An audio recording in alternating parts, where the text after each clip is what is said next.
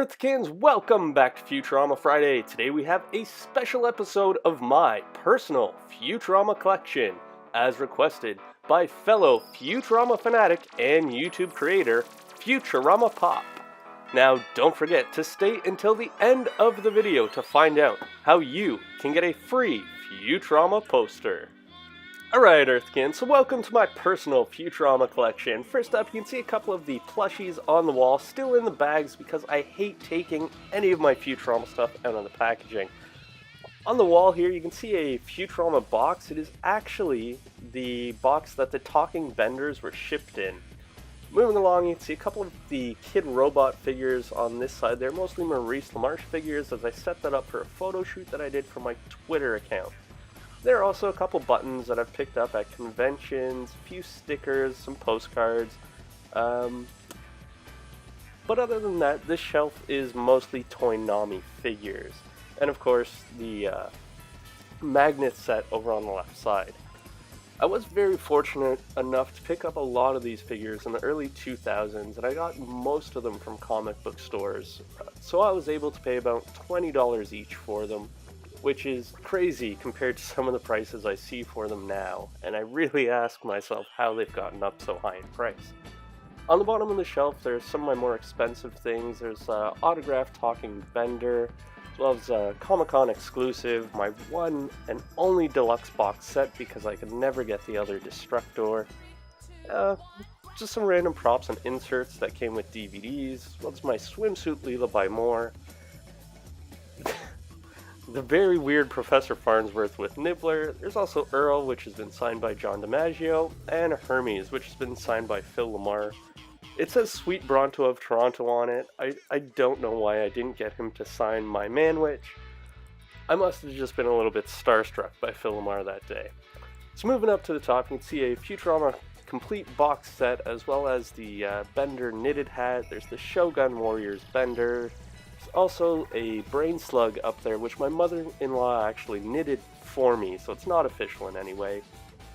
You'll see my Funko Pop collection, as well as the Mopies. I do have all of the Mopies, but I'm missing the two Comic-Con exclusive Funko Pops, although being Canadian, the chance at getting a Comic-Con exclusive is almost non-existent. I do have the exclusive Fry and Leela Toynami, as you did see, but I got that years later, and I had it shipped to me from the UK. So moving along, we go on to the second bookshelf, which has some of the Dorbs. Somehow I did not manage to get the regular Bender Dorb, but I will be looking for it. I also have the tiny figures and the Slurm drink can. Again, that is out of the package. It was gifted to me. I typically don't buy Futurama things if they're not in a package.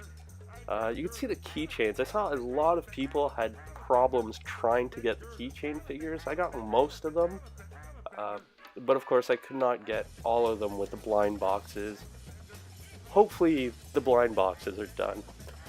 Moving down, you can see Futurama Yahtzee set with Bender. There's also the Futurama Monopoly in there. I tried to get the special edition set, but they did not release the special edition of that in Canada. Moving down again, I have just more exclusive, some bigger vinyl figures, posters. The Slurm thing I painted myself, that's why it looks terrible. And of course here are a couple of the paperback novels, including the Simpsons crossover Crisis. This is the Dear Meatbag Let's Go Already. The front side to that is actually the Keep Your Robot Clean. If you get to go out to a convention and get something signed, I recommend getting those postcards signed. Down here, a few more vinyls and the original run of DVDs. And moving on to the very bottom, I have Nudar, a couple of the Bendables, and of course the Futurama game for PlayStation 2, which is amazing if you haven't tried it. Alright, so moving on to my Futurama comic book collection. As you can see, I keep them in plastic Tupperware containers, just so they're safe, and I can prove to you that this whole thing is filled with comics. This one right here is actually going to be number 46. That comes out in 2 weeks. There's actually not going to be a Futurama Friday episode next week, but I'll get into that in a little bit. This bin, I have some of the ones that are more special to me. Is Futurama number 1, of course. So this is number 47, signed by James Lloyd and Ian Boothby. Both did little doodles. There's a Zoidberg and a Fry on it, which is awesome. They're two great Canadian artists. Issue number 81, which was the last ever print issue, also signed by James Lloyd and Ian Boothby with little sketches. Just amazing to have. There are two more copies of Futurama 81 in that one, and this was, if you didn't get out to Free Comic Book Day this year, this image is on the back of the Simpsons comic that they released.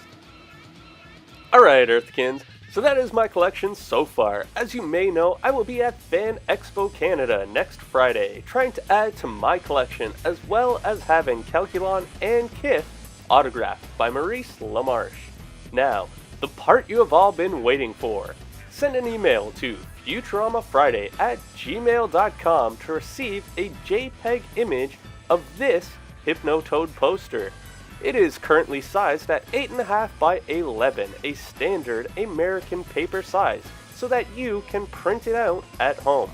But if you would like the full 24 by 36 inch movie poster size, just indicate in the email that you would like the print to be movie poster sized. As you may remember, this image was only ever seen in the episode Overclockwise, and it is owned by one or all of Mom's sons. Well, that's it for this week, Earthkins. Don't forget to like, comment, and subscribe. And I'll see you in the next Futurama Friday. You call that an ink defense? Goodbye, friends.